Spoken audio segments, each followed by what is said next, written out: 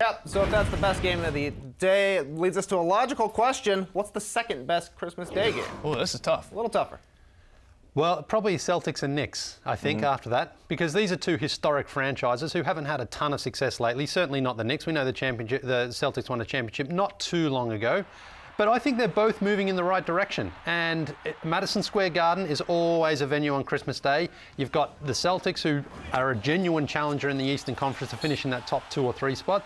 And the Knicks, I mean, Porzingis is showing that he is a true star. Yeah. They're not quite ready to challenge for the title yet, but at least they're in the playoff race right now, and that's what we haven't seen and we haven't heard a lot of from the Knicks in the last few years. So I think these two teams are going to stir up a bit of an old rivalry. I would add one more reason to that, because I think it's the Celtics-Knicks too, especially because it's at the Mecca, Madison Square Garden. You ever been to the Mecca? Come on. It's the best basketball arena in the world. But I'll add to this, Isaiah Thomas. I like the idea of a bunch of kids out there on Christmas Day getting the chance to watch Isaiah Thomas play in a marquee game against the Knicks in Madison Square Garden. He is on a tear since he's come back from injury, scoring over 30 points per game, 6 dimes per game along with that.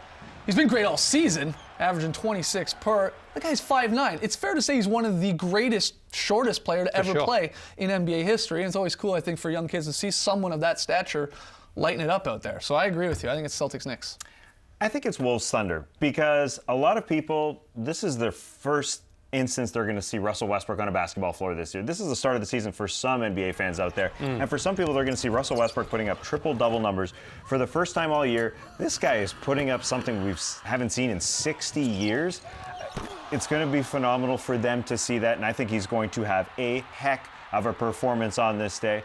And on the other side, you mentioned people pumped to watch Isaiah Thomas. I think people are going to be pumped to watch these 3 young guys on the Wolves go at it. One of the 3 teams in the NBA to have 3 20-point scorers on their teams, along with Golden State and Cleveland. They're a sensational trio. They have a top 10 offense already. It's their defense that has to pick it up. I love watching this team.